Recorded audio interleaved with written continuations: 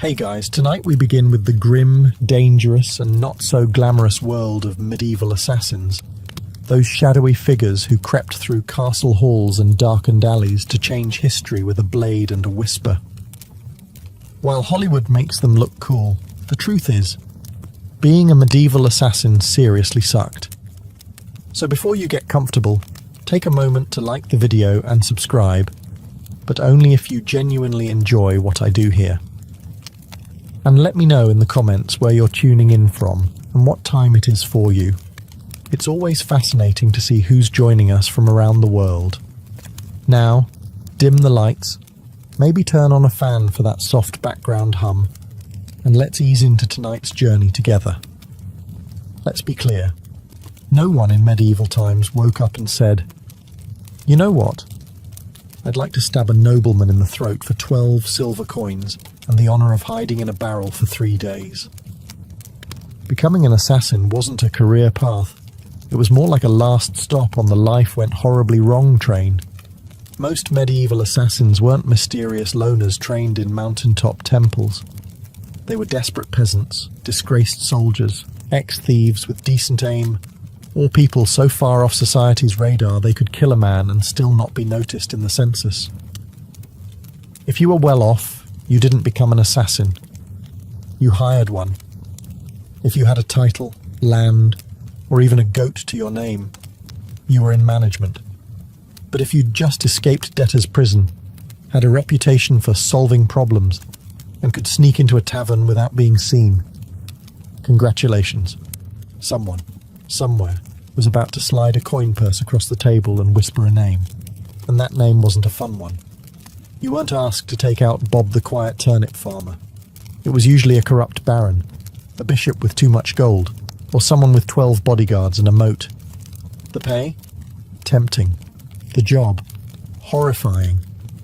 But by the time someone considered it, they had nothing left to lose. No family, no future, and definitely no dental plan. Plus, let's not forget the absolute lack of job perks. No pension, no glory, no evenings off. You couldn't exactly hang up a shingle that said, "Quiet eliminations by appointment." You just had to stay quiet, move fast, and never ever tell anyone what you did for a living, especially not loudly over ale at the inn. "Oh yeah, I'm a travelling carpet seller. The stains? Die." So yes, nobody dreamed of being a medieval assassin. They landed there because the world chewed them up and spat them out wearing a hood and holding a rusty dagger. You weren't the hero. You weren't even the villain. You were the footnote that made everyone nervous, and probably didn't live to enjoy the coin. Let's burst the first myth wide open. Medieval assassins didn't train under candlelight in some hidden monastery with wise mentors and inspirational flute music in the background. There was no montage, no teacher, no pep talk. If you learned anything, it was by not dying the first few times you tried. Most assassins weren't trained professionals. They were desperate amateurs with a decent sense of direction and the ability to climb quietly without sneezing. If you had military experience, great. That meant you knew how to hold a knife properly. If not, well, stabbing someone is fairly intuitive, but escaping afterward with both kidneys still intact, that takes skill, or luck. Usually just luck. There were no manuals, no guild orientation meetings, no safety briefings. You didn't get taught how to spot a body double or where nobles keep their bedroom exits. You figured it out while hanging from a windowsill wondering if you just crept into the servants' quarters again. Poison? That was trial and error, with heavy emphasis on error. Sometimes it worked. Sometimes your target just got mildly dizzy and more suspicious of his soup. Sometimes you drank the wrong cup. There was no medieval poison control hotline. Just hope, herbal guesswork, and a strong stomach. Sure, if you were lucky, and I mean lottery lucky, you might have picked up some skills from thieves or mercenaries. Maybe an older assassin showed you how to walk without squeaking on cobblestones. But mentoring wasn't standard. It was rare and short-lived. because assassins don't retire, they disappear. Weapons training? Forget it. You weren't carrying a broadsword. You had a dagger you stole off a guard, maybe a garrote if you were feeling fancy, and whatever else fit under your cloak without jingling. So no, you weren't some shadowy martial arts master. You were a guy with calloused hands, quiet footsteps, and a deeply unhealthy relationship with alleyways. Success didn't come from training. It came from survival. You learned how to kill by doing it. Quickly, sloppily, then vanishing before anyone could sketch your face and tack it to a church door. In short, your education was brutal, practical, and offered zero graduation ceremonies. Just bruises, bloodstains, and the creeping realization that you were very much on your own. Let's talk about why you became an assassin in the first place. Coin. Cold, heavy, jangly, deliciously spendable coin. The promise of it is what got you into this. But the reality? You got paid in lies. When someone hires an assassin, they don't want a long-term relationship. They want a one-time service, no paperwork, and ideally no witnesses, including you. They offer you a pouch of silver, half now, half when the job is done.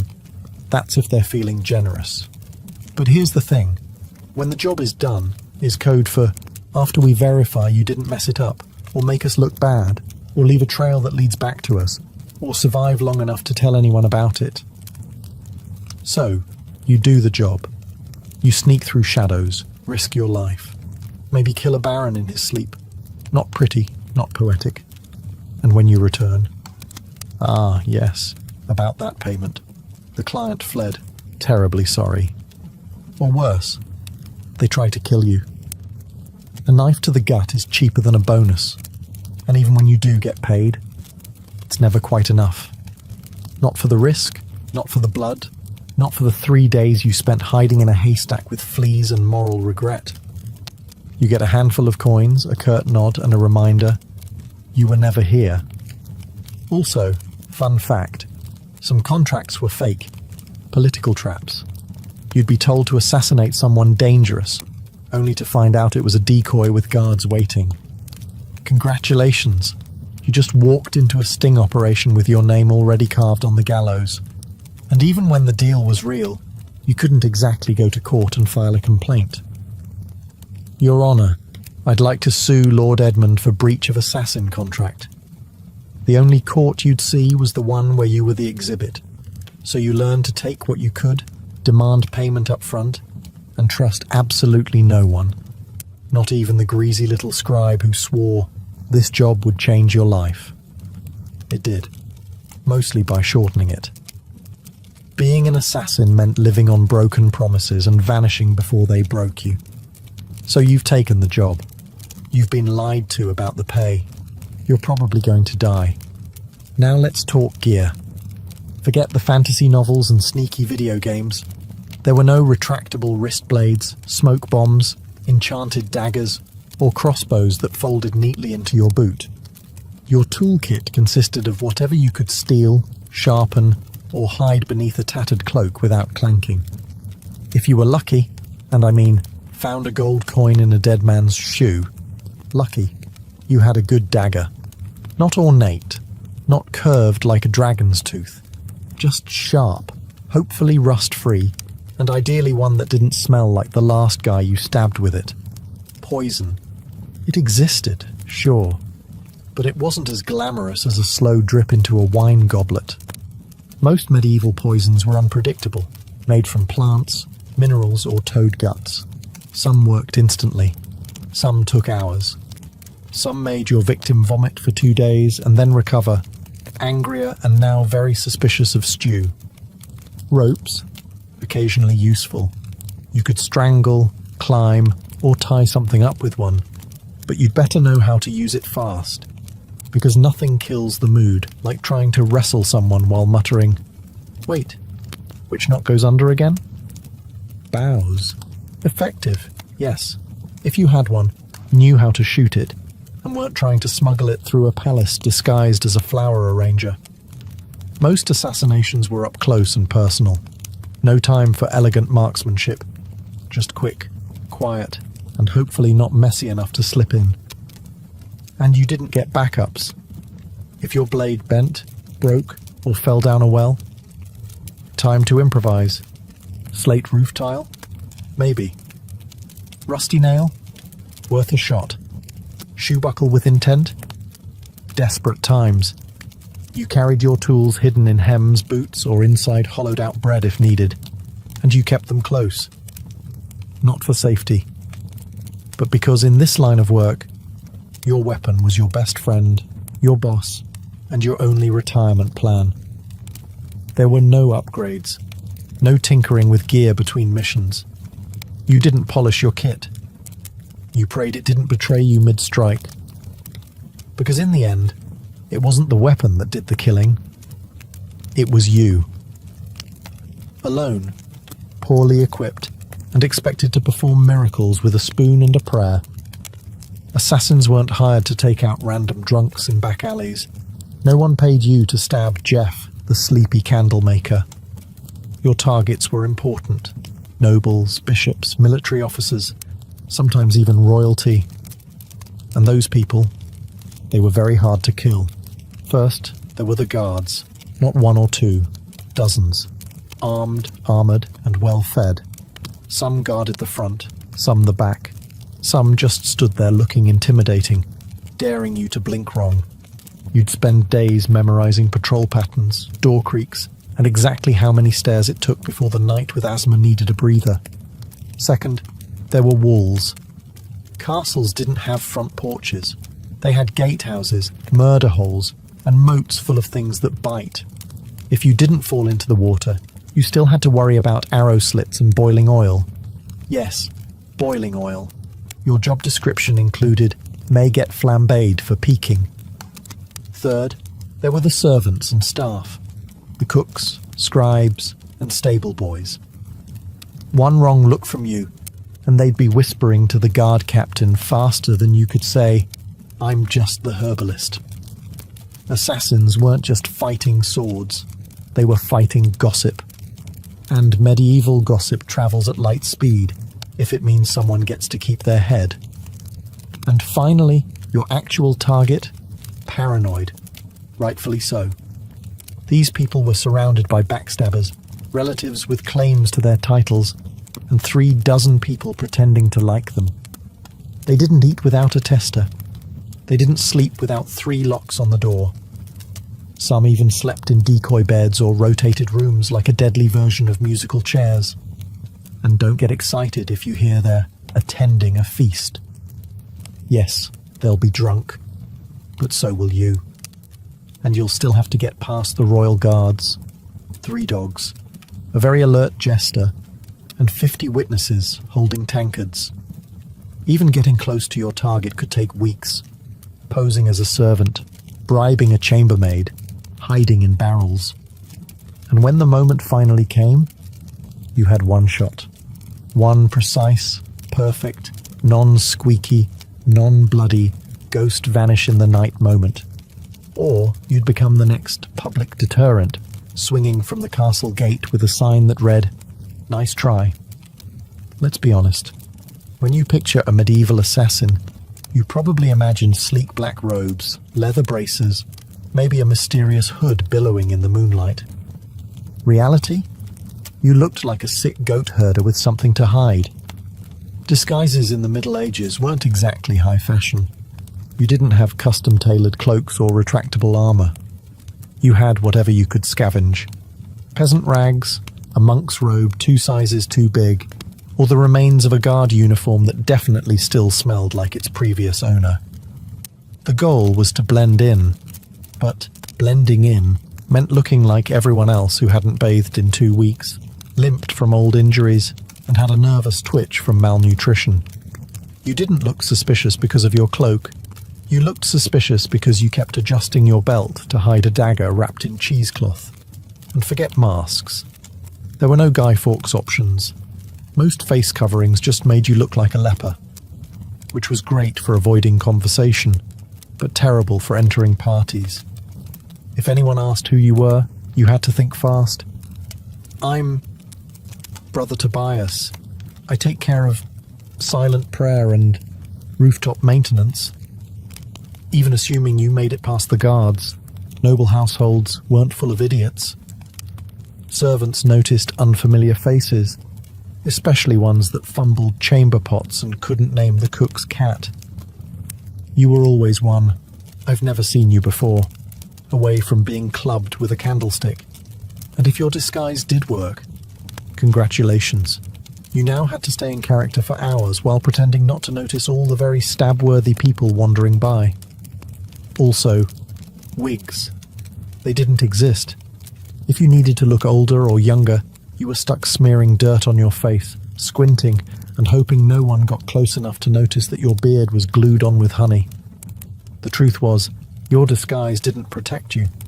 It gave you maybe 5 minutes of confusion. After that, you had to be gone, invisible, or very, very convincing. And if anyone saw through it, well, let's just say no one wants to be the assassin caught in the bishop's laundry room, wearing a nun's habit and holding a sword. Especially not on a feast day. In medieval times, if you were an assassin, you didn't have a team. You didn't have a sidekick with a crossbow, a clever alchemist in a secret lair, or a handler who gave you coded scrolls and warm encouragement. You had you, a rusty dagger, and crippling trust issues. There were no guilds, at least not ones you could actually count on, and if there were whispers of a brotherhood of assassins, it was mostly tavern talk, fueled by mead and boredom. You were more likely to meet a ghost than another professional killer who wanted to network. Why the isolation? Because in your business, the fewer people who knew you existed, the longer you lived. Every contact was a risk, every loose tongue a potential noose. Even your client might not know your real name. And if they did, you were already planning your exit. Companionship? Laughable. Friends asked questions.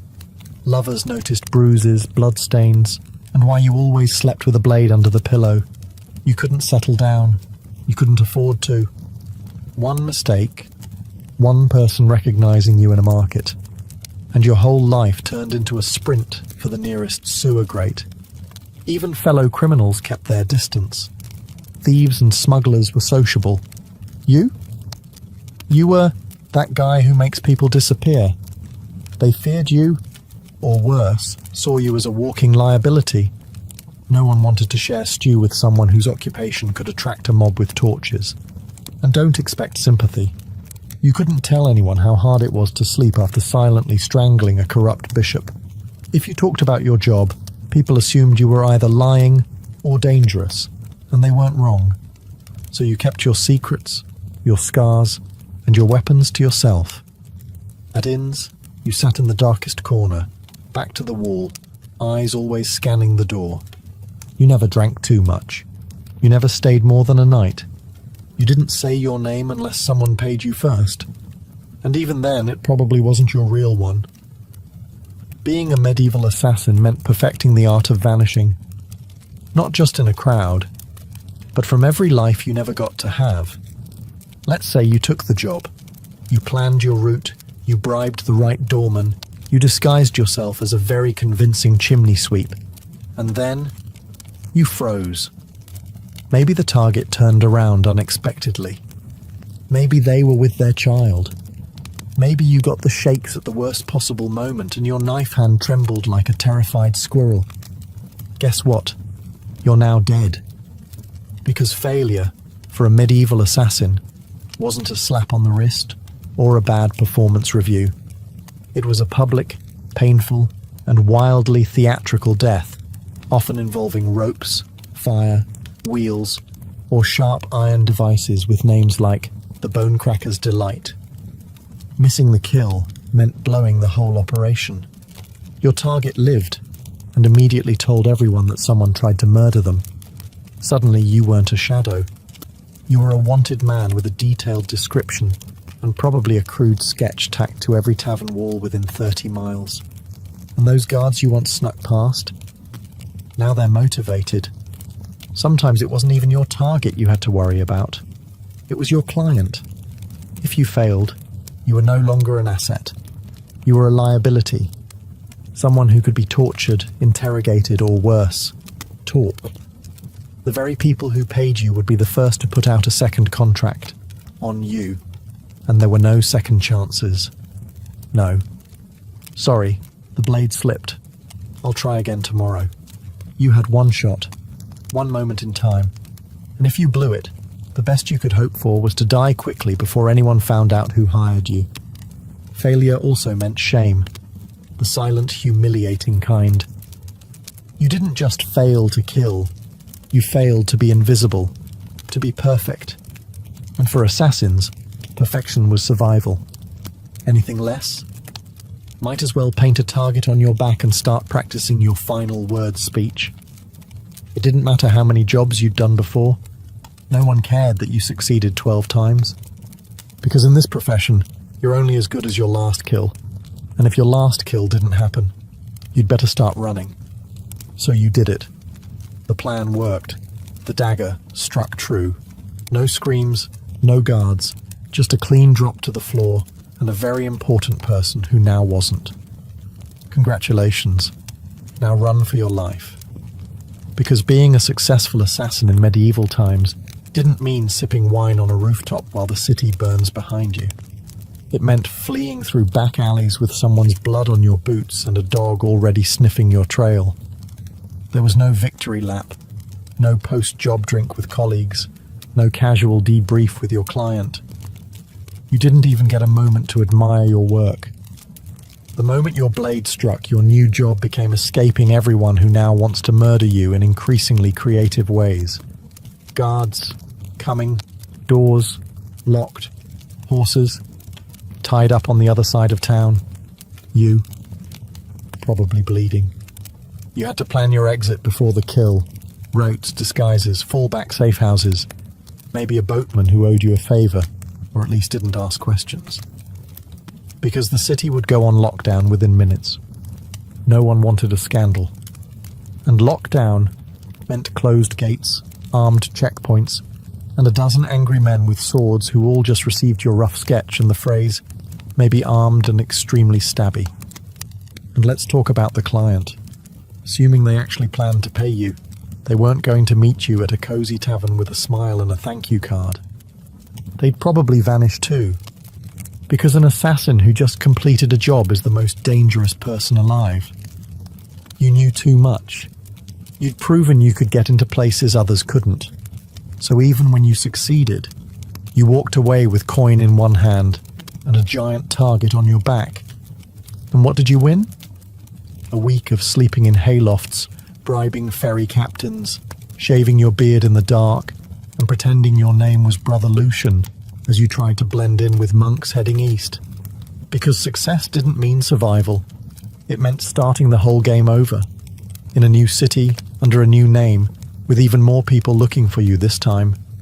So yes, you made the kill. Now run like hell. If being a medieval assassin wasn't already miserable enough, poor, hunted, and sleeping in places that smelled like goat, you also had to deal with the wonderfully creative paranoia of the people around you. Because in the Middle Ages, assassins weren't just feared, they were considered cursed. To the average peasant, you weren't just a killer in a hood. You were some unholy creature who whispered to demons and smeared frog guts on your blade under a full moon. Why else would you be able to sneak past guards and vanish in the dark?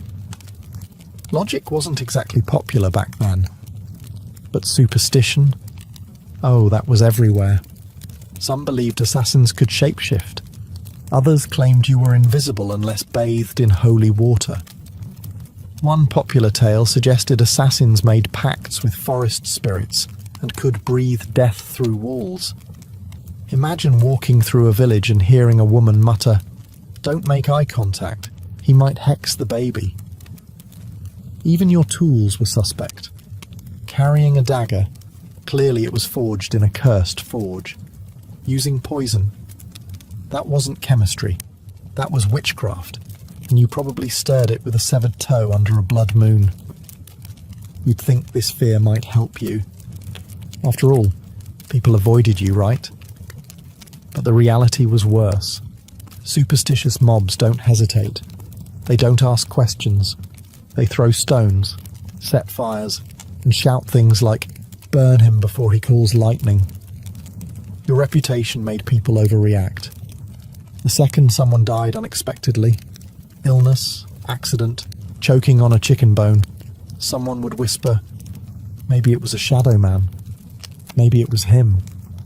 You could be hunted just for existing in the same village as a suspicious death. That meant you had to keep moving. Always.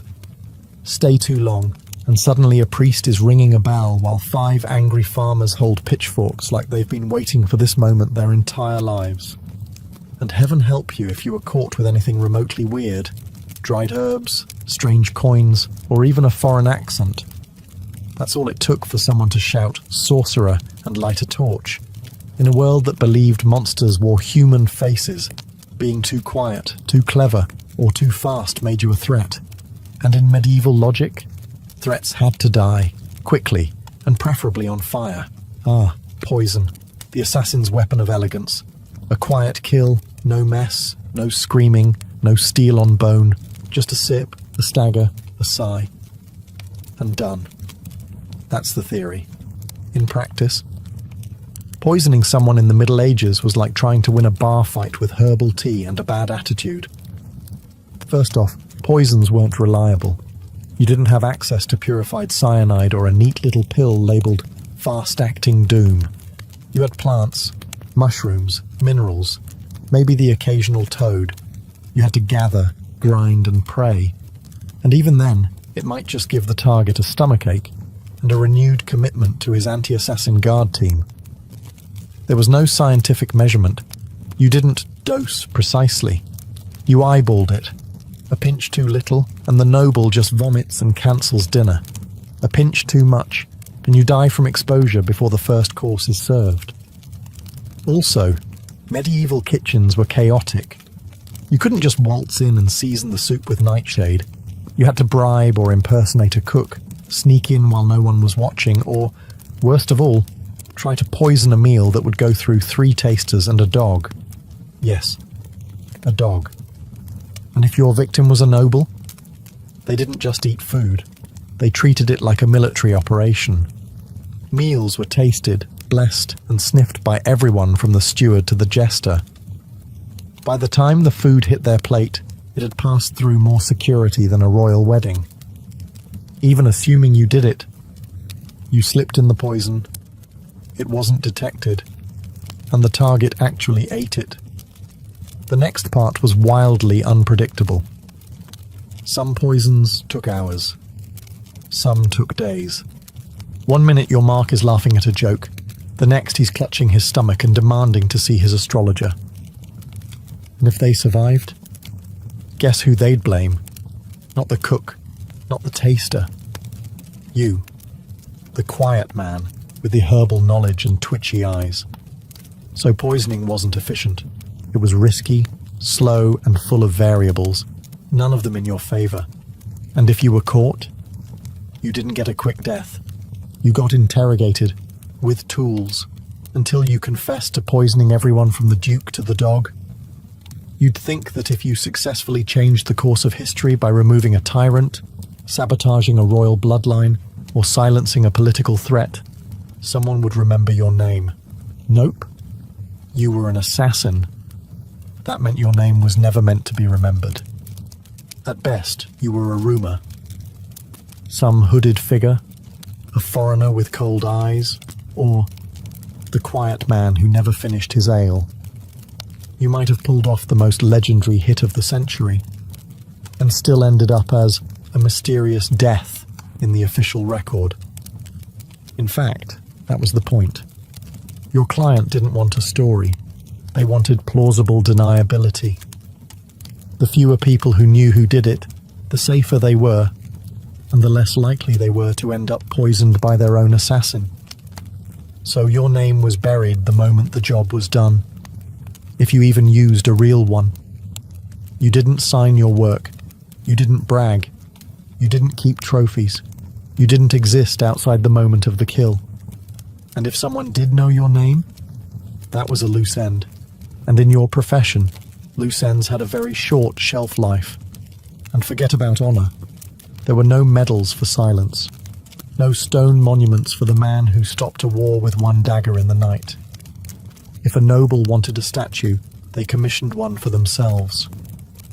You got a wooden box, an unmarked grave, or if things went really badly, a head on a spike labelled traitor. Sometimes your name was known only so it could be cursed. You'd become a whispered warning. Don't cross the king. Remember what happened to Lord Ulrich? Yes. And the man who did it? Gone. Like a ghost. That was your legacy, not fame, not fear, just absence. You weren't supposed to leave a mark. You were supposed to vanish. And if you stuck around long enough to be known, that was a fatal mistake. Because in the medieval world, heroes got remembered. Assassins got erased. So you survived. You got the job done. You even managed to get paid. A miracle in itself. Now all you have to do is lay low, keep your head down, and trust that your client will honor the deal and protect your identity. Right? Wrong. Because in the world of medieval assassination, there was one rule even more sacred than don't get caught. Never trust anyone, especially the person paying you.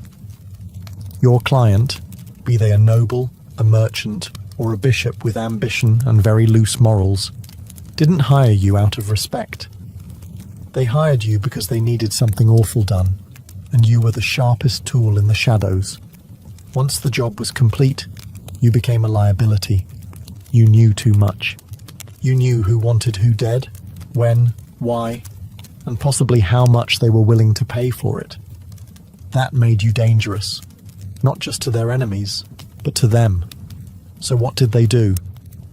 They ghosted you. They denied they ever met you. Or worse, they sent someone else after you. To clean up. To tie off the contract with something sharper than ink. There were even cases where clients double-booked, hiring one assassin to do the job and another to kill the first one immediately after. No refunds, just reduced risk. And if you dared try to blackmail a client, threaten to expose them, that was bold.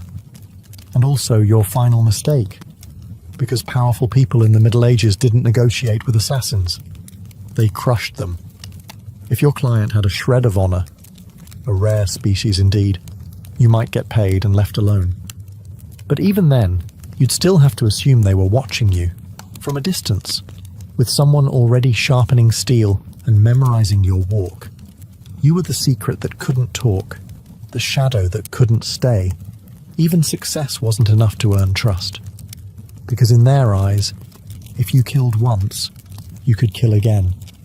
And no one, not even the person who hired you, wanted to be next. Let's say, somehow, you beat the odds. You survived the kills, the lies, the poisonings, the betrayals. You outlived your enemies, your employers, and probably your own sense of morality. Now what? You retire? Absolutely not. Because in medieval times, assassins didn't get retirement plans. There were no farewell banquets, no quiet cottages by the sea, no pensions paid in gold coins and grateful whispers. You didn't fade into a peaceful life. You vanished, or you died. Often both. The problem was simple. You were never safe. Even if you walked away from the job, your past didn't. You had too many secrets in your head, too many names in your memory, and too much blood on your hands. People didn't want you retired. They wanted you forgotten, which usually meant buried. And even if no one came after you, and that's a big if, you had to live with the constant fear that someone might. That a new assassin, young and eager to prove himself, had just received a contract for a shadowy figure who used to be someone dangerous. So you changed your name. Again. You moved to a village where no one asked questions. You faked a limp, sold herbs, pretended you once worked as a guard. But even then, you didn't sleep well. You avoided crowds. You always sat facing the door, You kept your dagger under the floorboard, next to the pouch of coins you never touched, because it still smelled like the man you earned it from. And you couldn't trust yourself either. Years of silent killings and quick escapes did something to your brain. Every knock on the door made you flinch. Every stranger on the road might recognize you. You stopped dreaming. Because dreaming was dangerous. You couldn't love. You couldn't relax.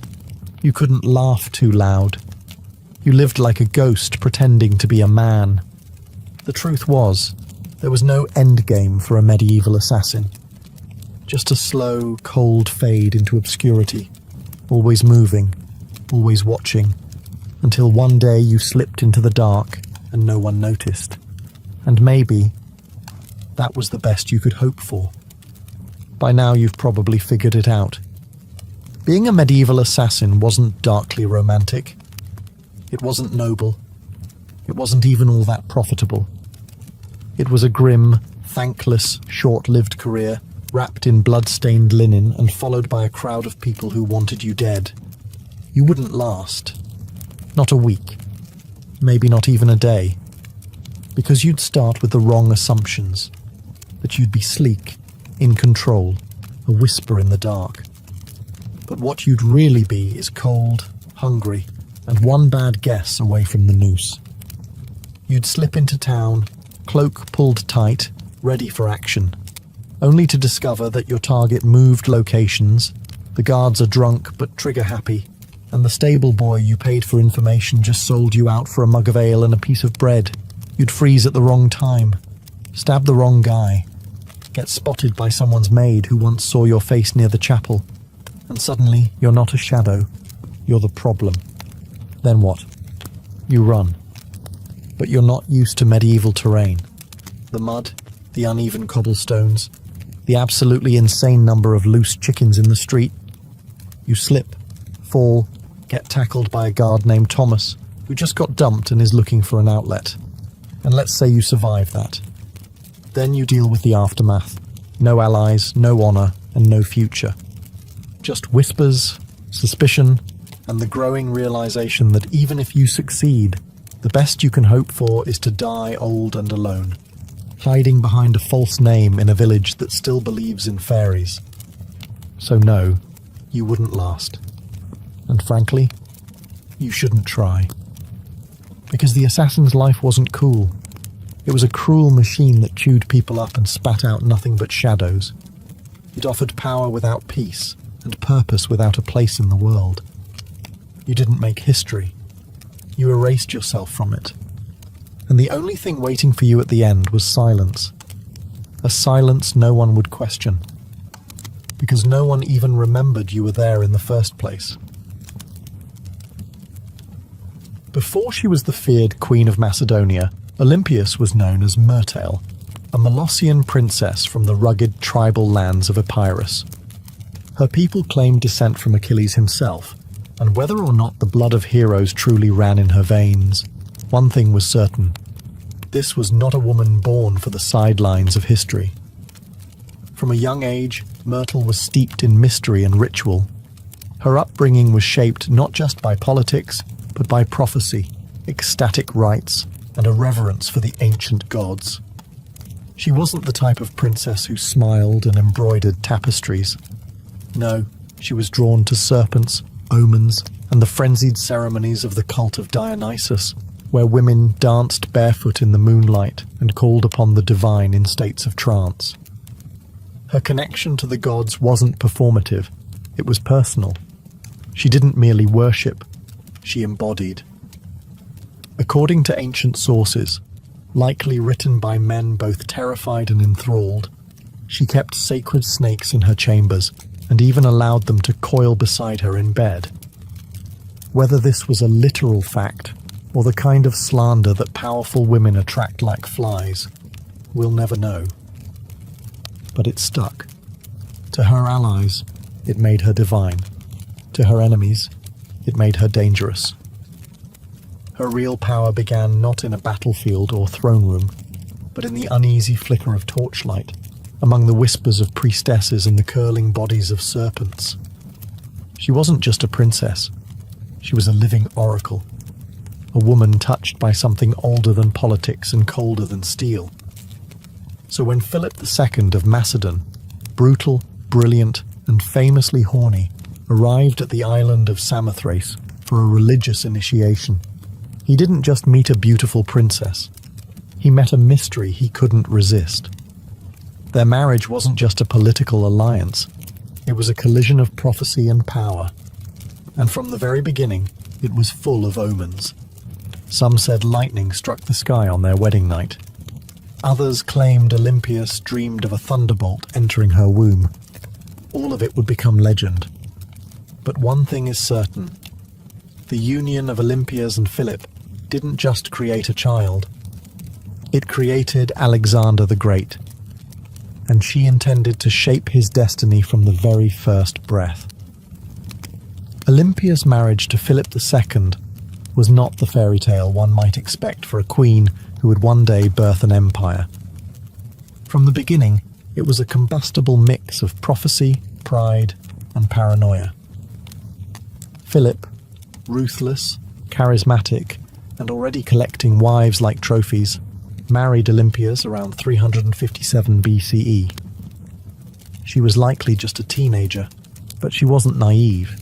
She saw in Philip a man whose ambition matched her own, and perhaps even a divine match for her spiritual destiny. Macedon wasn't exactly an easy kingdom to walk into. It was a land of iron and ambition, where kings were killed by cousins and brothers, turned into rivals overnight. But Olympias, the priestess of Epirus, walked in with her head held high and eyes already on the crown. Their marriage was rocky from the start. Philip, for all his political genius, was not built for monogamy. He would go on to marry multiple women, often for alliances, always for power. But Olympias wasn't one to sit quietly in the shadows. She held her own court, maintained her own alliances, and was known to turn to oracles and rites to divine her future, and perhaps Philip's fate. Then came the birth of Alexander. Even that was wrapped in celestial drama. Legends say Olympias dreamed that a thunderbolt struck her womb, and that flames danced around her child without burning him. Philip reportedly had a vision of sealing his wife's womb with a lion. Yes, a literal lion. Whether they believed these visions or invented them, they certainly acted as if Alexander was destined to rule not just a kingdom, but the world. But even as the child was celebrated, cracks in the royal marriage deepened. Olympias resented Philip's other wives, especially his Macedonian bride Cleopatra Eurydice, whom he married later in life. This was more than a domestic issue. It was a threat. Cleopatra was Macedonian-born, and any son she bore would be purer in the eyes of the local nobility. A direct threat to Alexander's future. Olympias saw it clearly. The palace wasn't just a home, it was a battlefield, and she would use every snake, dream, ritual, and whisper she had to make sure her son wasn't just remembered, but crowned. She was no longer Myrtle. She was Olympias now, and no one would take her son's throne without facing her wrath. By the time Alexander was a teenager, the Macedonian palace in Pella had become a war zone of veiled insults, political maneuvering, and bitter rivalries. Olympias wasn't just fighting for influence, she was fighting for survival. She knew that the court was filled with snakes, but she was the one who taught them how to bite. Philip II had begun to distance himself from her. He was campaigning more, drinking more, and, perhaps worst of all, listening more to his Macedonian advisors. The final blow came when he married a young noblewoman named Cleopatra Eurydice, not to be confused with the Cleopatra of Egypt. This Cleopatra was Macedonian-born, and her uncle Attalus was one of Philip's top generals. To Olympias, it wasn't just betrayal, it was a declaration of war. The marriage ceremony was a disaster. At the feast, Attalus drunkenly mocked Olympias and Alexander, calling into question the legitimacy of Alexander's birth. Was he really Philip's son? Or was he the child of a god, as Olympias liked to claim? It was meant as an insult, but Olympias seized the myth. Let them whisper. Let them believe her son was touched by Zeus. It made him untouchable. Alexander stormed out of the feast. Olympias left Macedon entirely, retreating to Epirus. But her exile was not defeat. It was strategy. In her homeland, she was still royalty. She could gather support, whisper in ears, and watch as Philip's palace began to rot from within. She didn't need to be physically present to be dangerous. Then came the shockwave. Philip was assassinated at his daughter's wedding, just as he was about to invade Persia, just as he was on the verge of crowning himself not just king of Macedon, but potential emperor of the known world. The question that echoed through every marble corridor and torchlit hall was the same. Who did it? Was it Pausanias, the jilted bodyguard who carried out the act? Was it the result of court intrigue? Was it Alexander himself? Or, whisper it softly, was it Olympias? No one could prove it. No one dared. But many believed it. After all, within days, Cleopatra Eurydice and her newborn child were dead. Murdered, some say, by Olympias herself. The serpent had returned to the palace. And now, nothing stood between her son and the throne. With Philip dead and Macedon in mourning, or confusion, Olympias made her move. While others scrambled to understand the chaos, she acted, swiftly, brutally, decisively. First, Cleopatra Eurydice, the young Macedonian queen and rival wife, was eliminated. According to chilling accounts, Olympias didn't just have her killed, she made her death symbolic, public, humiliating. Some say Cleopatra was forced to hang herself after watching her infant daughter be murdered. Others claim Olympias had the child thrown onto a funeral pyre. What's agreed upon is this: no mercy was shown. Olympias understood what many mothers in ancient courts refused to accept. In a royal palace, mercy is a liability. A rival child, no matter how small, is a future war. And Olympias was done playing defense. With Cleopatra and her bloodline erased, she could turn her attention to securing Alexander's throne. Her teenage son, bold, brilliant, already trained by Aristotle, was declared king without serious opposition. But don't be fooled. It wasn't just his charisma or his father's legacy that made it possible. It was Olympias. She knew which generals to threaten, which nobles to flatter, and which enemies to quietly remove. She wasn't just protecting her son's rise, she was engineering it. Alexander himself didn't always approve. He reportedly disapproved of the violence against Cleopatra's family. But he also didn't stop it, because deep down, he knew what Olympias had always known. Power demands blood. And in Macedon, bloodlines were both a blessing and a curse. With her son now king, Olympias began to recede slightly from public life. But this was no retirement. She simply shifted from open strikes to whispered influence. As Alexander prepared to launch his conquest of Persia, she remained behind, not as a passive queen mother, but as the spiritual guardian of his destiny. She sent him sacred relics, consulted oracles, and performed rituals on his behalf. To Olympias, her son's mission wasn't just military, it was divine. Alexander wasn't going to war, he was fulfilling prophecy. And as long as she drew breath, no rival, Macedonian, Persian or otherwise, would derail that divine plan. She had crowned her son. She had cleansed the palace. Now, she would guard his empire. From behind the curtain, with teeth bared. As Alexander marched east to conquer the known world, Olympias remained behind in Macedon, a queen without a throne, but not without power. Her official title was Queen Mother, but make no mistake, she ruled in all but name. Though regency was technically handed to Antipater, one of Alexander's trusted generals, Olympias refused to be sidelined. She wrote letters to her son constantly, advising, warning, sometimes chastising him. These weren't the sweet letters of a doting mother. They were political briefings, laced with oracles and venom. And Alexander, thousands of miles away, read every word. She reminded him who his true enemies were. She questioned the loyalty of his companions. She criticized his fascination with Persian customs, his choice of wives, and his flirtation with calling himself a god. No one else dared say these things to him. But Olympias was never afraid to speak as a mother, or a priestess of divine will. Back in Macedon, Antipater grew increasingly resentful. Olympias undermined him at every turn. She used her status, her religious authority, and her family ties to stir opposition against him. She had influence in Epirus, in Thessaly, and among the aristocracy. She could spread rumors like wildfire, and with Olympias, a whisper could be deadlier than a sword. Meanwhile, her letters to Alexander became more urgent.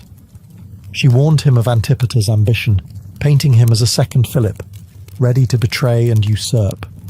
Whether she truly believed it or simply feared losing her grip, she kept pressing her son to act. Alexander, however, hesitated. He needed Antipater to keep order in Greece while he fought in Asia. And so, the rift between mother and general widened. Olympias watched. She waited. But beneath her religious robes and maternal concern, she was growing impatient. She hadn't endured years of palace warfare to be ruled over by an old soldier. As Alexander's empire stretched from the Aegean to India, Olympias saw cracks forming. He was taking on too much, trusting too many foreign advisors, and drifting away from the mother and the gods that made him. She believed his victories came from divine favor, and from her. And if he forgot that, well, Olympias knew how to remind kings who they really were, even if that king was her own son. When news of Alexander's death in Babylon reached Macedon in 323 BCE, it didn't arrive like a trumpet. It arrived like a dagger. For Olympias, it wasn't just the loss of a son. It was the collapse of a world she had spent decades building. Her boy, the divine storm she had prophesied, raised, unleashed, was gone. And he'd left behind no clear heir, no single successor, only chaos. The mighty empire he carved out was already fracturing. Generals, his so-called successors, were already dividing it up like jackals around a corpse. Antipater still held power in Macedon and Greece, and he had no love for Olympias.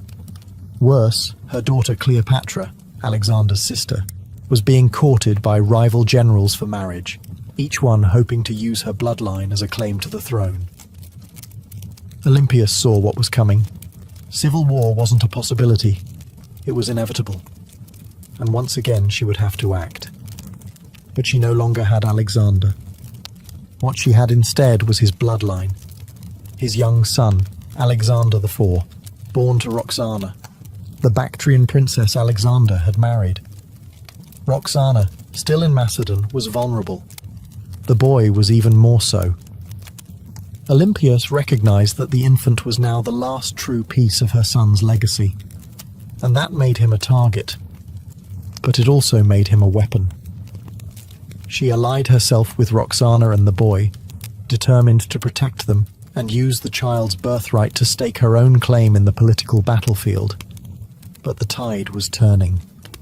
The generals who once bowed to Alexander had no interest in kneeling to his widow or his mother. They had armies now, ambitions and grudges. Olympias didn't flinch. She'd faced snakes, traitors, and kings. A few warlords with crowns and stolen spears wouldn't scare her. So she plotted. She waited.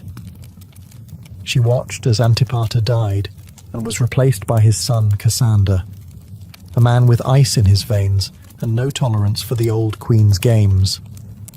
It was only a matter of time before these two forces collided. The serpent mother of Alexander and the cold-eyed usurper who wanted her buried. Alexander was gone, but his shadow was still moving.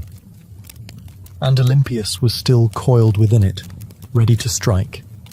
Years after Alexander's death, while his empire crumbled into civil war, Olympias made her most audacious move yet. She returned to Macedon, not as a grieving mother, but as a political force of divine fury. The regency had been splintered. Cassander, the son of her old enemy Antipater, was seizing power, and Roxana, along with young Alexander IV, was effectively imprisoned. Olympias saw the writing on the wall. If she did not act now, her grandson would vanish like a shadow at dusk. So she made a deal with Polyperchon, an aging general who still held a flicker of legitimate authority. Olympias would return, not to plead, but to rule. With Polyperchon's backing, she entered Macedon at the head of an army. And the moment her feet touched home soil, everything changed. Towns opened their gates. Soldiers defected to her side. Even some of her old enemies hesitated.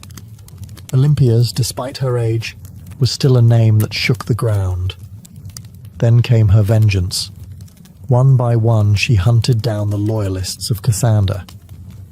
And when she finally caught Philip III Aridaeus, Alexander's mentally impaired half-brother and puppet king, she ordered his execution. According to some sources, his wife Eurydice was captured and given the opportunity to kill herself. When she refused, Olympias had her strangled. It was brutality veiled in royal protocol, and Olympias, ever theatrical, staged the scene like a goddess delivering justice. Her message was clear: only the bloodline of Alexander had the right to rule. Everyone else was a pretender. For a brief, burning moment, Olympias held the kingdom in her grip. She had restored the dynasty. She had avenged betrayals.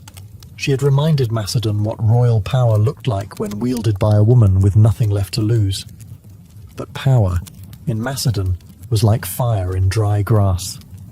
And Cassander was still out there, calculating, biding his time.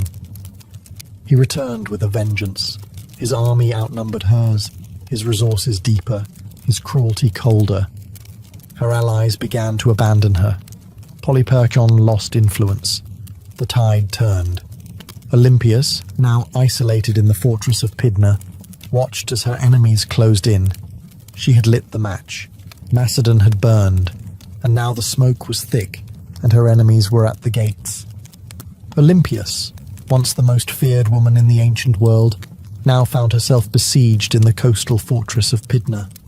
Alone, cut off, surrounded by the army of Cassander, who had come to finish what his father had started. But Olympias didn't beg. She didn't plead. For nearly a year, she endured the siege like a statue carved from divine wrath. Food ran short. Disease crept in. Allies vanished.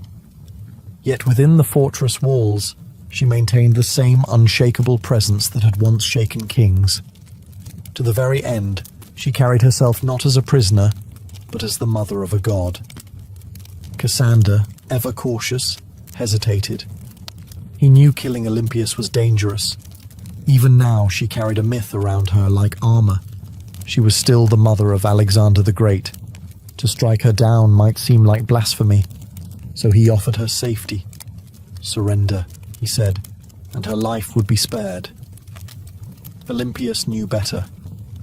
She had seen too many royal promises turn to ash. Still, hunger was no longer just a discomfort. It was death. Her garrison broke. Her followers surrendered. And Olympias, unbending until the very end, was finally handed over to her enemies. Cassander didn't kill her himself. That would have been too simple and too merciful. Instead, he turned her over to the families of those she had executed during her brief return to power. Let them decide her fate. They condemned her to death. But here's the catch. When the executioners came, no one dared strike the first blow. Olympias stood tall, regal, silent, eyes fixed on them like an oracle staring through smoke. These were Macedonians. They had grown up hearing of her rituals, her visions, her snakes. They had once cheered her son as a living god. And now here she stood, a frail old woman cloaked in myth, and not a single man had the courage to swing the sword. So Cassander sent others, foreigners, outsiders, people who had no memory of her power, only orders to follow. And thus Olympias was finally struck down, not with ceremony, not with dignity, but with silence. Her death marked the end of Alexander's bloodline in any meaningful power, and with it, the final ember of an empire founded on divine ambition was snuffed out. But even in death, Olympias left behind a shadow, and history would never forget the Serpent Queen. Olympias died not on a throne but in the dust, unarmed, abandoned, and executed by the very people she once ruled. But history is strange. It does not always favour the ones who die in silk sheets. Sometimes it remembers those who went down hissing. And Olympias was never meant for quiet history. In life, she had wielded motherhood like a sword and prophecy like a shield. She wasn't just the mother of Alexander the Great. She was one of the architects of his rise. Without her, there is no myth of the divine child, no rituals whispering of thunderbolts and lions, no ruthless purging of rivals that cleared the path for a teenage king to rule the known world. Olympias didn't just give birth to an empire, she defended it with claws.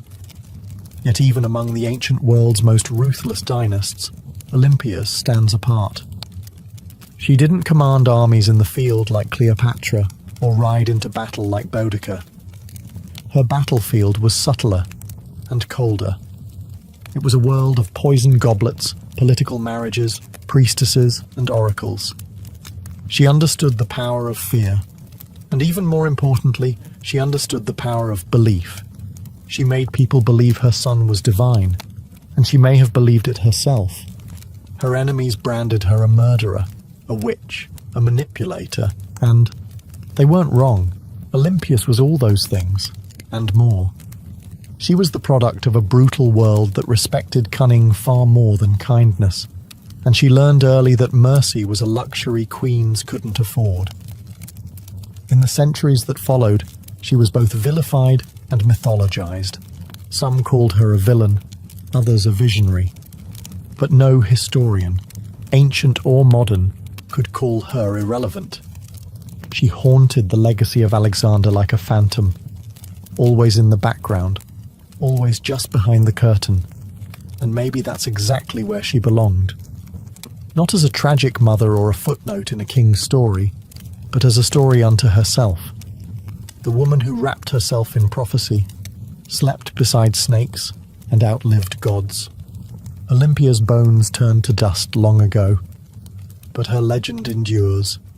In every tale of ruthless queens, in every whisper of blood-born destiny, in every empire built on myth, she is still there, coiled in the dark, waiting. On the sun-bleached island of Crete, just a few miles south of the modern city of Heraklion, lies a ruin that feels more like a dream than a real place. Stone corridors snake in all directions, rooms twist and double back, staircases lead nowhere. It's easy to lose your sense of direction even today. This place is Knossos, the heart of Minoan civilization, and the supposed inspiration for one of the most enduring myths in human history, the Labyrinth of the Minotaur. But before there was a legend, there was a palace unlike any other. Built around 1900 BCE and expanded over centuries, Knossos wasn't just a royal residence, it was an entire city under one roof. Covering nearly 150,000 square feet, it featured over 1,000 rooms, light wells, storage magazines, shrines, workshops, and what may have been the first flushing toilets in history. It had running water, multi-story apartments, and an intricate system of air circulation. This wasn't a primitive fortress. It was an architectural masterpiece. To modern archaeologists, Knossos looks like organized chaos. To ancient visitors, it probably felt like magic. The man who brought Knossos into modern awareness was British archaeologist Arthur Evans. In the early 1900s, Evans excavated the site and quickly became convinced that this was the origin of the Greek labyrinth myth. The layout was disorienting, the architecture deeply symbolic, and everywhere he turned, he found motifs of bulls, painted on walls, carved into stone, or sculpted into tiny golden charms. The bull, after all, was sacred to the Minoans. Evans even went so far as to name the civilization after the mythic king Minos. Whether Minos was real or not, his legend became inseparable from the ruins. But here's the twist. No one's found a literal labyrinth. No underground maze, no prison chambers, no half-man monster. What we have instead is something far more mysterious. A city designed in loops, wings and layers, deliberately difficult to navigate. And the deeper you go, the more the lines between history and mythology blur. So the question remains, was the Minotaur born from these walls, or was the palace itself the monster? Knossos may not give up its answers easily, but it's very good at making us ask the right questions. The myth is as famous as the ruin. A monstrous half-man, half-bull, trapped in a labyrinth so complex that no one who entered ever found their way out. Only Theseus, the Athenian hero, managed to kill the beast and escape, thanks to a ball of thread and the cunning of Princess Ariadne. But where did this story come from? And why a labyrinth? The earliest versions of the myth speak of King Minos, the powerful ruler of Crete, who demanded tribute from Athens in the form of 7 boys and 7 girls each year. These unfortunate souls were fed to the Minotaur, a creature born from divine punishment and shame. The Minotaur, locked in an underground maze, symbolized the dark underbelly of power, something savage hidden behind grandeur. To ancient Greeks, Crete had long been a land of wealth, mystery, and fear. Its seafaring people, the Minoans, were seen as both elegant and alien. Their rituals involved bull leaping, their artwork depicted strange gods, and their palaces were unlike anything on the mainland.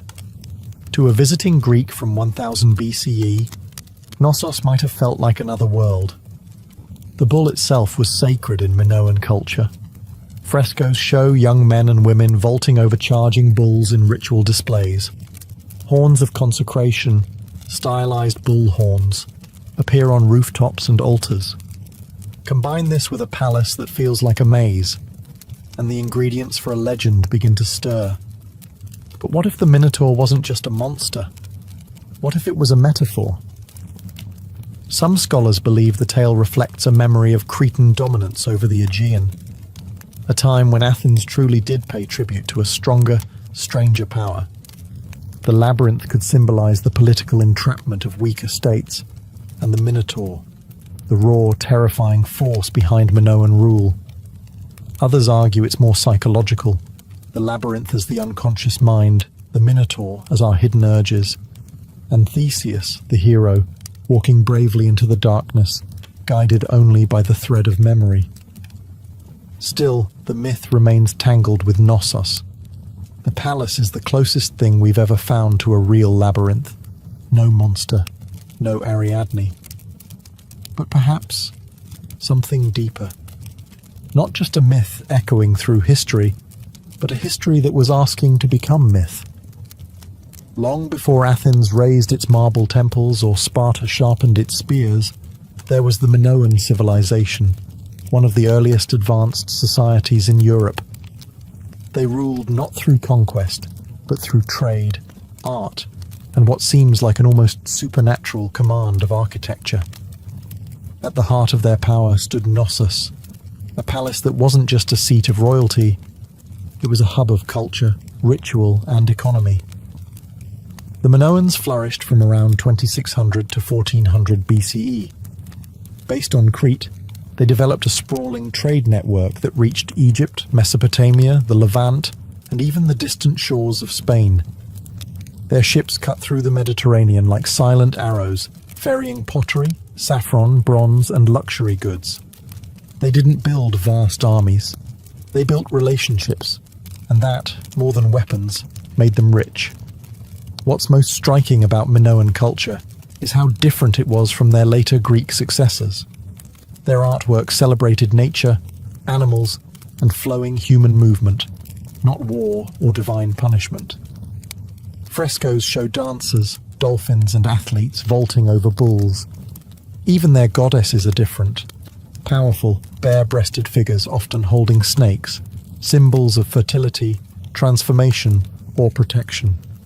At the center of it all was Knossos, not a fortress on a hill, but a complex in a fertile valley. It had no massive defensive walls, suggesting the Minoans either felt secure on their island or projected enough power to make defense unnecessary. Their confidence was architectural. Multi-story buildings, colonnaded courtyards, and advanced plumbing systems hinted at a society far ahead of its time. And yet, for all their sophistication, the Minoans left behind no deciphered written records. Their primary script, Linear A, remains unreadable to this day. We don't know what they called themselves. We don't know what their kings believed, what prayers they spoke, or what truly happened behind the walls of Knossos.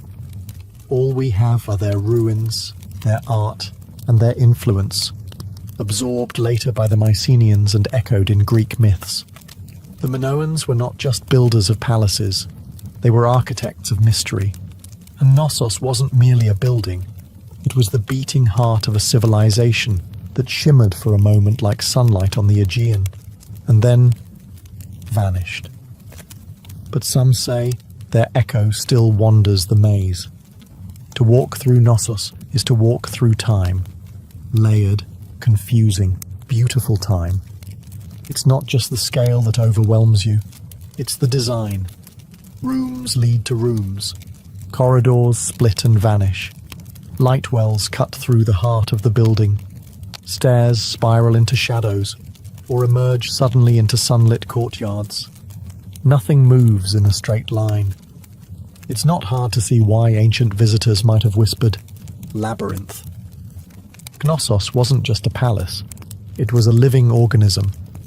Spanning an estimated 150,000 square feet, the complex contained over 1,000 chambers, some tiny, some grand.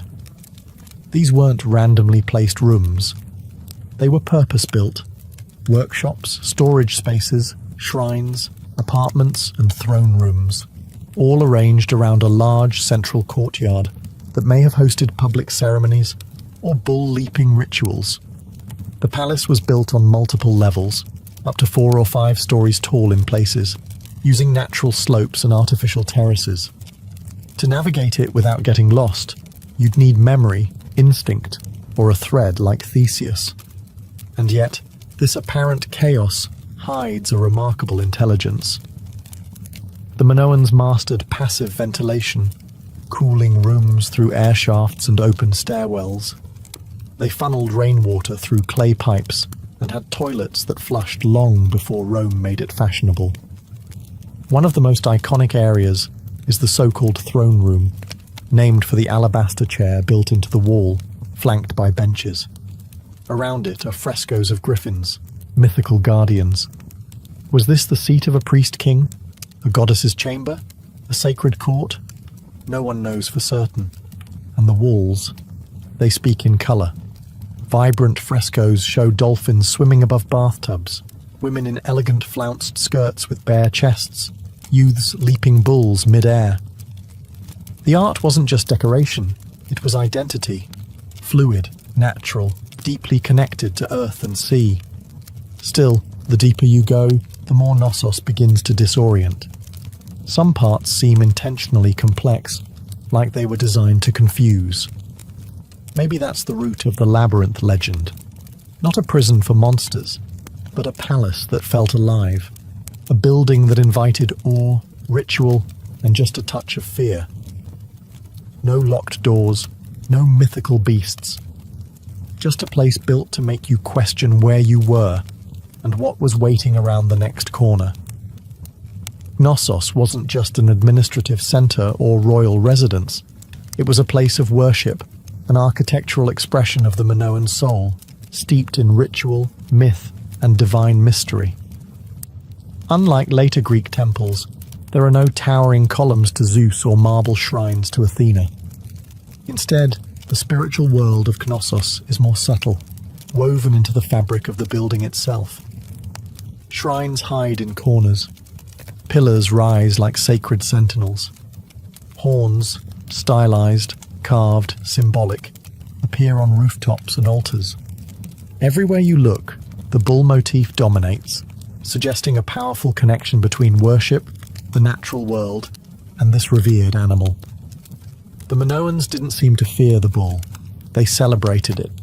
The famous bull-leaping fresco in Knossos isn't just athletic art. It may depict a religious rite. Young men and women vaulting over a charging bull, locked in a dance of danger and grace. It wasn't sport. It was sacred theatre, possibly an offering to the gods, or a symbolic triumph over chaos. Then, there are the snake goddesses. Discovered in storerooms beneath the palace, the snake goddess figurines are among the most iconic Minoan artifacts. Bare-breasted, arms raised, with serpents coiled in their hands or around their bodies, these figures radiate power. They are not submissive idols. They are guardians of the household, fertility, and perhaps life itself. To the Minoans, snakes symbolized renewal, rebirth, and mystery, creatures of both earth and underworld. The rooms where these objects were found hint at household shrines or ritual spaces, quiet, sacred corners hidden among the palace's bustling heart. Combined with the frescoes, the horns, the altars, and the labyrinthine corridors, the entire complex begins to feel like a ritual machine, a structure built not just for living, but for connecting with the divine. There is no centralized temple at Knossos because the palace itself was a temple.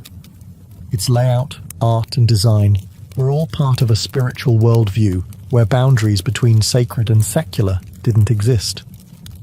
This was a place where myth was architecture, where a corridor could become a passage to the gods, and where every echo in the stone chambers may have once been a whispered prayer.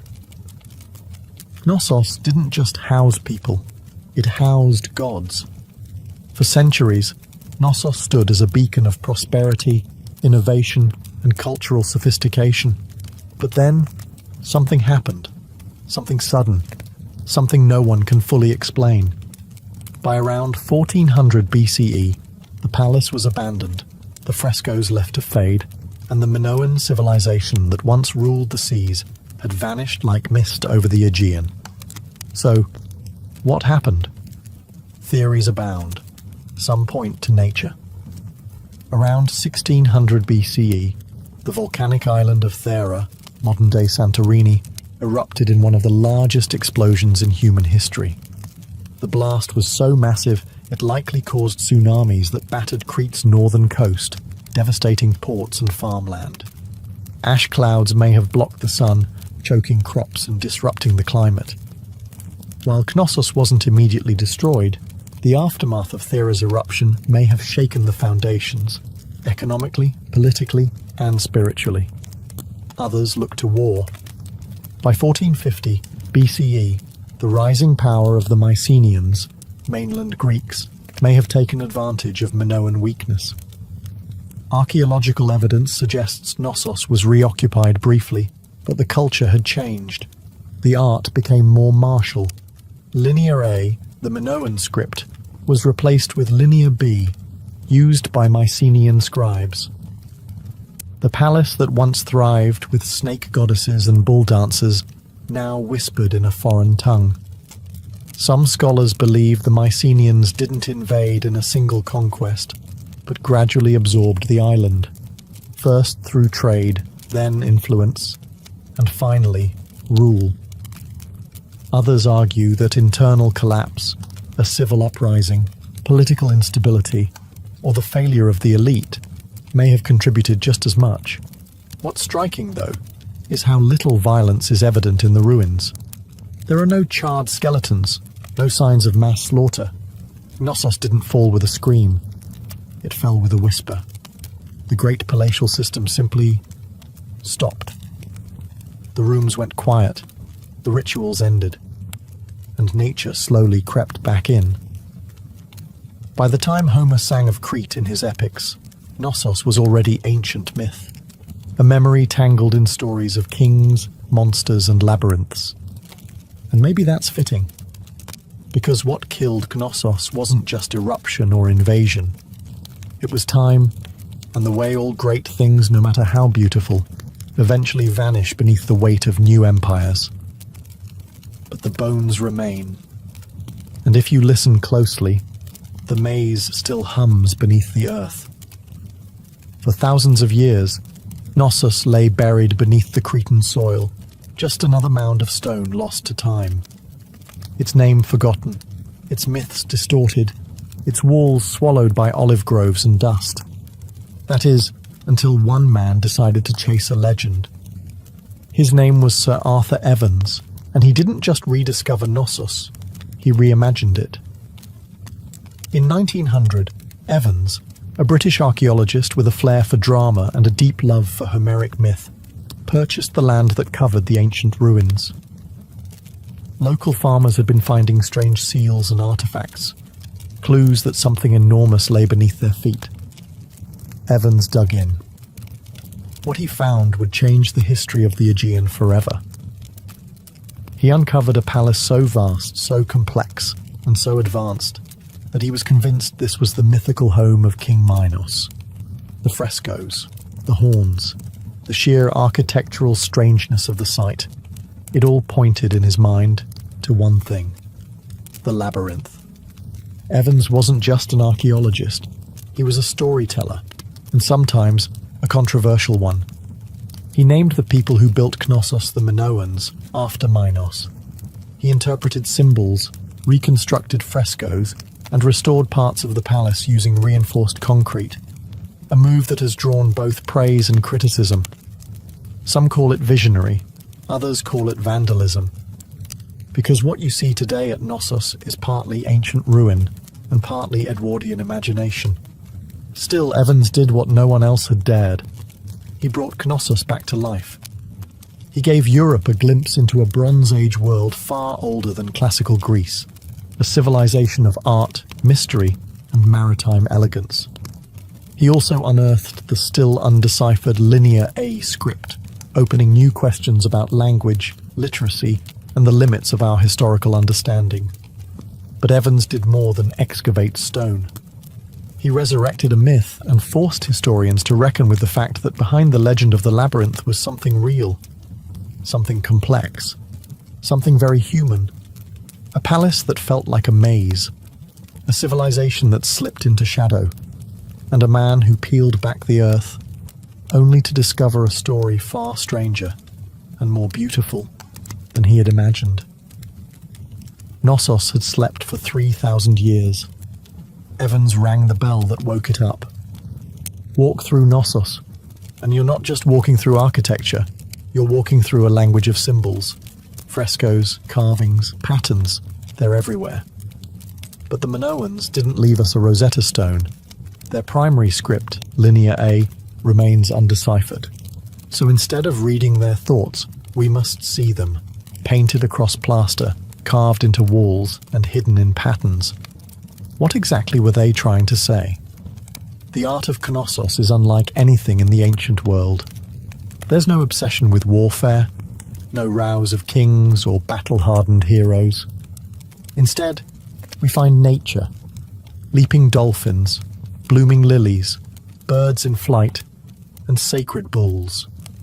The humans are lithe, elegant, and often dancing or performing rituals. Even in scenes that suggest danger, there's rhythm and beauty. The Minoans weren't chronicling conquests. They were celebrating life, cycles, and possibly cosmic order. The most iconic symbol, though, is the double axe, or labris. Found throughout Knossos, in shrines, on frescoes, even etched into stones, the double axe is believed to be a religious symbol, possibly tied to female divinity or celestial cycles. Some suggest the very word labyrinth might derive from labrise, making the labyrinth not a maze at all, but a house of the double axe, a sacred space, not a trap. Then there are the horns of consecration, stylized bull horns placed atop walls and altars.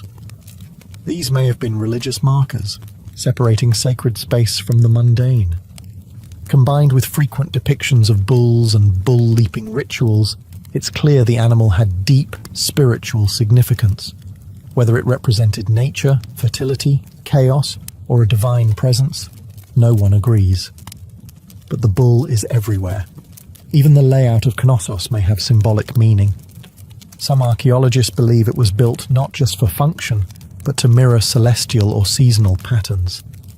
Its winding corridors and nested rooms could represent a journey.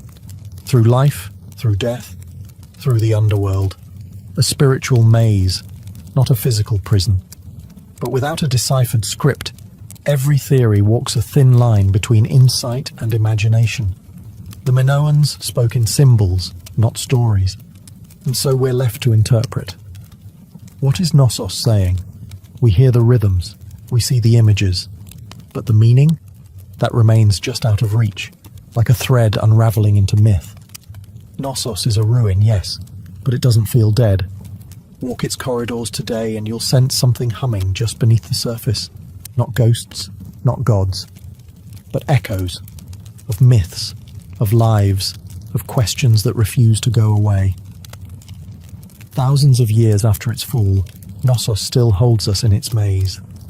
Tourists wander its halls, archaeologists dig for answers, and writers spin new tales inspired by its shadow. The Minotaur may be myth, but the feeling of the labyrinth is real. We don't know who ruled Knossos. We don't know the names of its kings, queens, or priests. We don't know the prayers they whispered, or the laws they lived by. But we know they loved beauty. We know they worshipped nature. We know they understood balance between architecture and art, between ritual and reality. And we know they were the first. Before the Parthenon, before Rome, before the Hebrew temples or the Persian palaces, there was Knossos, a palace that was also a city that was also a temple that may have also been a story, because perhaps that's what the labyrinth really is. Not a prison, not a puzzle, but a narrative carved in stone, a myth in architectural form. The legend of the Minotaur didn't arise from nothing. It came from this place, from the confusion of its corridors, the reverence of its bull rituals, and the awe it inspired in generations who tried to make sense of it. The Greeks turned it into a story. We turned it into archaeology. But at its core, Knossos has always been both. Today, we can walk its ruins in broad daylight. We can take photos, draw maps, and even reconstruct its frescoes. But the mystery hasn't vanished. The line between fact and legend still shimmers, like heat over stone. Maybe that's why Knossos endures, because it doesn't give us all the answers. It reminds us that sometimes history isn't meant to be solved, it's meant to be felt. And Knossos, ancient, tangled, half-remembered, isn't just a place on a map. It's a question, one that leads us deeper with every step. And like Theseus, we're all still following the thread. Ancient engineers knew exactly what they were doing. The earliest rams were handheld. Teams of soldiers simply lifted a tree trunk and smashed it against enemy defenses like frenzied lumberjacks. But over time, the battering ram evolved. Engineers realized that mounting the ram inside a wheeled frame, often with a roof to protect the crew from arrows and boiling oil, turned it from a tool into a weapon of terror. The Assyrians, masters of siege warfare, turned rams into psychological weapons. Their siege towers combined rams with archer platforms, meaning a city's gates were being destroyed, while defenders were under constant fire. Relief carvings from Nineveh show rams with pointed iron tips, rolling up to the gates of rebellious cities like slow-moving gods of destruction. And it wasn't just the front door they were smashing. Rams were often used to breach weak points in walls, batter down watchtowers, or collapse gatehouses entirely. Their presence meant one thing: surrender, or watch your defences crumble like stale bread. The Greeks refined them, the Romans perfected them. Roman engineers built massive rams called ares, Latin for ram, suspended with chains or ropes inside enormous siege shelters. Some were so big they needed dozens of men to operate, and the rhythm of their swinging beam was said to sound like thunder rolling across stone. And yet, for all their brute force, battering rams required serious teamwork. Operators had to keep the ram swinging in sync, while also defending it from burning missiles, stones, and all manner of foul substances hurled from above. A stalled ram was a dead ram. Still, when a battering ram got going, really going, it was unstoppable. Wooden muscle versus human masonry. It was ancient physics, weaponized, and it was only the beginning of how engineers would make walls weep. If the battering ram was the brute, the catapult was the tactician. Where rams smashed close up, catapults attacked from a distance, launching not just stones, but psychological dread. They were the first real artillery pieces in military history, and they revolutionized siege warfare by weaponizing physics in ways that felt almost magical to the enemy. The earliest catapults emerged from the Greek world around the 4th century BCE, a product of brilliant minds who wanted to add range and momentum to warfare. Dionysius I of Syracuse, a tyrant with a taste for cutting-edge violence, commissioned the first torsion-powered catapults, devices that used twisted bundles of sinew or hair as tension springs. These weren't slingshots for giants. They were precise instruments of siege terror. The genius lay in their mechanics. Engineers figured out that by twisting ropes tightly, often made from animal sinew, they could store enormous amounts of potential energy. When released, this force could hurl stones, javelins, or even flaming projectiles hundreds of meters. The two main types evolved quickly: the ballista, which launched massive bolts like a giant crossbow, and the stone-throwing catapult, which lobbed boulders over walls or directly at fortifications. Then came the Roman engineers, who never met a Greek idea they couldn't improve. They built catapults that could be broken down, packed onto carts, and reassembled on site, portable siege engines for professional armies. Some Roman catapults could fire 60-pound stones at incredible speeds, capable of tearing through wooden gates, battlements, and occasionally unlucky soldiers. Catapults weren't just about destruction. They were about spectacle. Ancient generals used them to send messages, sometimes literally. Corpses were launched over walls to spread disease and fear. Severed heads were lobbed into besieged cities to shatter morale. In one chilling case, diseased bodies were fired into enemy territory as an early form of biological warfare. But catapults had their flaws. They were heavy, required skilled crews, and could be rendered useless by bad terrain. Still, when set up properly, they could batter a city into submission from a safe distance. And for the first time in history, cities realized their thick stone walls didn't just need to withstand a ram, they had to survive the skies. Because now, destruction came flying. If the catapult was clever, the trebuchet was majestic. Towering, creaking, and terrifying, it was the undisputed king of medieval siege warfare. When one appeared on the battlefield, it wasn't just a weapon, it was a statement. It said, "Your walls mean nothing." Unlike its tension-powered cousins, the trebuchet relied on gravity. At its core was a simple principle: a long swinging arm mounted on a sturdy frame, with a heavy counterweight on one end and a sling on the other.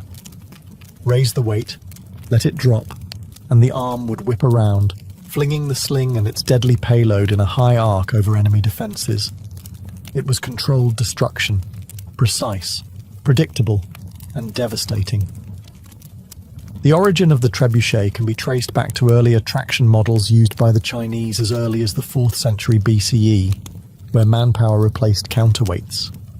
But the counterweight trebuchet, the version that would rewrite siege warfare in Europe and the Islamic world, emerged in the 12th century, possibly through Byzantine or Muslim intermediaries. Once Europe got its hands on the design, it spread like wildfire through castles and crusades. The power was astonishing.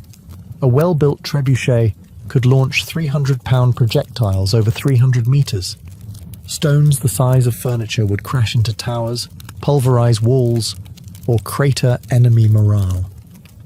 But the real magic was in the arc. Unlike catapults, trebuchets could hurl projectiles over walls with finesse. This meant they weren't just smashing defences. They were hitting courtyards, barracks, and supply depots inside. And it wasn't just stones. Trebuchets hurled everything. Diseased animals, burning pitch, pots of lime to blind defenders, even messages, or insults, wrapped around rocks.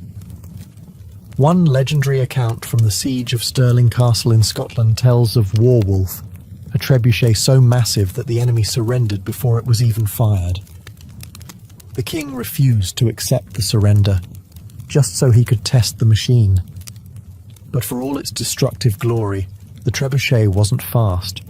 It took hours to build, minutes to reload, and demanded skilled engineers. Still, no other siege weapon combined range, force, and psychological horror quite like it. It was the medieval version of a slow-motion hammer from the heavens. And when that counterweight dropped, cities held their breath. While catapults launched from afar and battering rams smashed the gates, siege towers took a more personal approach. They rolled right up to the enemy's front door and dropped off armed invaders. Imagine a wooden skyscraper on wheels, covered in wet hides to prevent fire, bristling with archers and spearmen. That was the siege tower, the ancient equivalent of an armoured personnel carrier and a mobile fortress in one. And when one of these started rumbling toward your city walls, you knew that the real fight was about to begin. Siege towers weren't subtle. They were big, bold, and terrifyingly effective when used properly. The Assyrians may have been among the first to deploy them in the 9th century BCE, but it was the Greeks, and especially the Hellenistic kingdoms, that took the design to theatrical extremes. During the siege of Rhodes in 305 BCE, the Macedonian general Demetrius built a 9-story tower called the Helepolis, or Taker of Cities. It was over 100 feet tall, equipped with catapults, covered in iron plates, and moved by thousands of soldiers. It also broke under its own weight, but the ambition, unmatched. The logic behind siege towers was simple. Walls only work if you can't get over them. Siege towers eliminated that advantage by creating an elevated platform from which attackers could descend onto the battlements, bypassing gates and scaling ladders. From the top deck, archers could rain death down onto defenders, while troops on the lower levels prepared to board. But these towers weren't invincible. They were slow, vulnerable to mud, and prime targets for defenders with fire arrows, rolling boulders, or even sabotaged terrain. Smart defenders would dig ditches, flood moats, or build secondary inner walls, known as counterscarp defences, just to stop a tower's approach. Still, when they worked spectacularly. A breach in the wall was one thing, but having your own rampart suddenly crowded with enemy soldiers, that was chaos. Siege towers transformed the battlefield from a horizontal contest of strength to a vertical race for survival. They made height an asset and a liability. And once the gangplank dropped from a siege tower to the city walls, there was no turning back. It was time for hand-to-hand hell. While rams smashed and trebuchets soared, some of the most devastating siege tactics happened silently, underground. Siege tunneling, or sapping, was the dark art of defeating a city by removing the ground it stood on. Literally. The idea was ancient and horrifyingly effective. Dig beneath the enemy's wall, prop it up with wooden supports, then set those supports on fire. When the timbers burned away, the tunnel collapsed, taking the foundation of the wall with it. One moment, your city stood strong. The next, a massive section of the outer wall crumbled like stale bread. This method didn't look glorious. There were no grand engines or thunderous launches. But tunneling was the slow, invisible killer of fortress warfare. The Assyrians practiced early versions of it, but the technique reached full maturity with the Greeks, Persians, and later medieval European armies. During the siege of Plataea in 429 BCE, the Spartans attempted tunneling beneath the walls, only for the defenders to dig counter-tunnels and intercept them mid-dig, turning the soil into a knife-fight nightmare. This defensive tactic became known as countermining, and it added an eerie element to siege warfare. Imagine soldiers digging in pitch black, hundreds of feet beneath the earth, listening for the sound of enemy picks. The moment they heard tapping, they'd race to intercept, often resulting in violent, claustrophobic skirmishes fought by torchlight with knives and shovels. There was no glory in it, just terror, suffocation, and dirt. But when undermining worked, the results were catastrophic. One of the most infamous examples came in 1212 during the siege of Rochester Castle in England. King John's forces tunnelled beneath the southern wall, packed the mine with pig fat, and set it ablaze. The supports collapsed, bringing down the entire tower above. The defenders were stunned, and soon after, surrendered. By the 13th century, siege engineers became specialists in identifying weak foundations, measuring the soil's behaviour, and planning collapses with terrifying precision. They were geologists and demolitionists rolled into one. And though tunnelling required time, labour, and a bit of madness, it proved one truth about siege warfare. If you couldn't go over the wall, and you couldn't go through it, you could always take it down from below. Not all the drama of siege warfare came from the attackers. For every ram built or tower rolled forward, defenders had their own deadly tricks, and sometimes those tricks were hot. Let's start with the most terrifying of them all, Greek fire. Developed by the Byzantines around the 7th century CE, Greek fire was a mysterious, napalm-like substance that could stick to ships, walls, and flesh, and kept burning even on water. Sprayed from siphons or hurled in clay pots, it created scenes of pure chaos. To this day, no one knows exactly how it was made. The formula was so secret that it died with the empire. But its effects? Legendary. Entire fleets were reduced to flaming skeletons within minutes. And that was just the start. In more low-tech defences, boiling liquids were the go-to weapons of choice. Boiling water, oil, or sand would be poured from murder holes, those quaint openings in the ceilings of gateways or towers, directly onto invaders below. Oil was especially feared. Unlike water, it clung to skin, soaking into clothes and armour before being set alight. Imagine climbing a siege ladder only to be greeted with fire you could never put out. Hot sand, though less dramatic, was vicious in its own right. It would slip into the gaps of armour, especially around the neck or wrists, causing second and third degree burns as it cooked the flesh beneath. It didn't look impressive from a distance, but it turned bold warriors into screaming wrecks in seconds. Defenders also relied on the good old laws of physics. Gravity became a weapon. Giant stones, logs, or even dead animals were dropped from parapets onto siege engines or dense formations of troops. The goal wasn't just to kill, it was to break the machines and morale at once.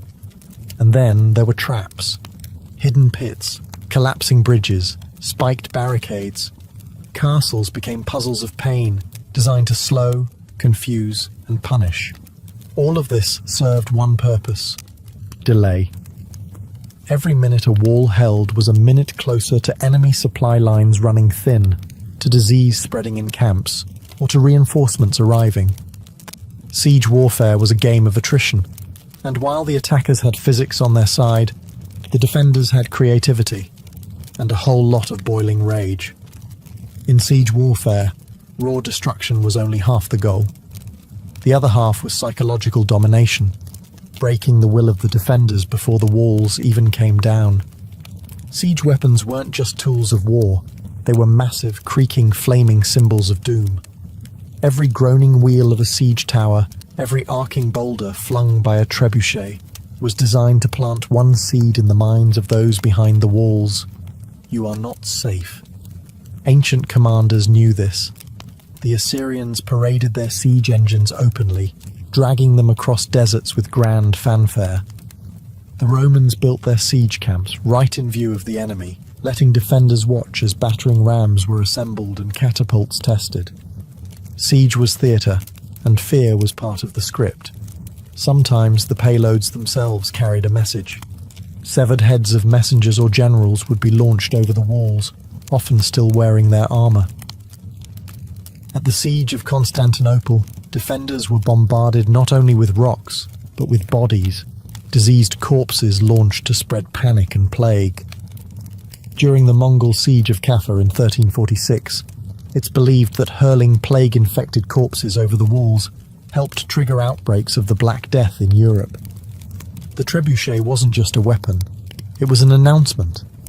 When one of these giants was rolled into place, everyone inside the fortress could hear it before they saw it.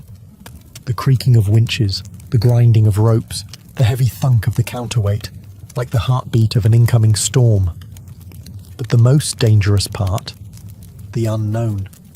You never knew what was coming next.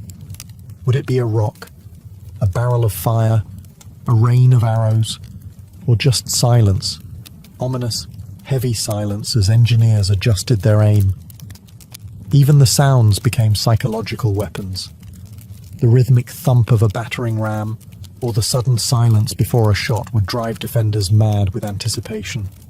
For commanders, the goal was to create despair, to convince the enemy that resistance was pointless, that their gods had abandoned them, that their walls were nothing but temporary obstacles in the path of fate. And when that mental dam finally cracked, the gates often opened without a fight. Because in siege warfare, sometimes the mind collapsed before the masonry.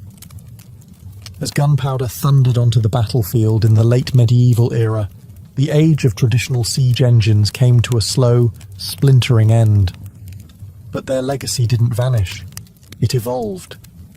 The invention of cannons changed everything. A single well-placed shot from a cannon could do in seconds what a trebuchet took hours to achieve. Stone walls, once considered impenetrable, became liabilities. By the 15th century, the great castles of Europe were crumbling not from undermining or fire, but from iron balls crashing through their parapets. Siege warfare had entered its next phase, explosive, brutal, and deafening. And yet, the principles laid down by ancient siege engineers never disappeared. Modern artillery still owes a debt to the catapult and trebuchet. Every ballistic missile and long-range howitzer is just a high-tech descendant of the same question. How do you break what's meant to be unbreakable from a distance? Physics, trajectory, tension, and force, all discovered, tested, and perfected centuries before gunpowder ever entered the story. Even military psychology today, shock and awe, overwhelming firepower, visible dominance, has its roots in ancient siege tactics. Those towering siege engines, rolling forward with flags snapping in the wind, were the original shock and awe. They weren't just about breaching a wall, they were about breaking the spirit of a city. You can still see their legacy etched into the ruins of ancient cities. At Masada, where Roman siege ramps still scar the desert. At Constantinople, where layers of walls stood for 1,000 years against every machine imaginable, until cannon fire finally brought them down. At castles across Europe, where round towers and angled bastions tell the story of a world constantly redesigning itself to survive the next siege. And today, even in a world of drones and satellite-guided missiles, siege warfare hasn't vanished. It's just gone digital. Cities are still surrounded, defenders are still isolated, walls are now firewalls, blockades, or even media blackouts. But the soul of the siege remains the same. Someone wants in, someone wants to keep them out, and both are willing to wait, build, and break to win. The battering rams are gone, the trebuchets are museum pieces, but the spirit of siege warfare, it's as alive and as destructive as ever.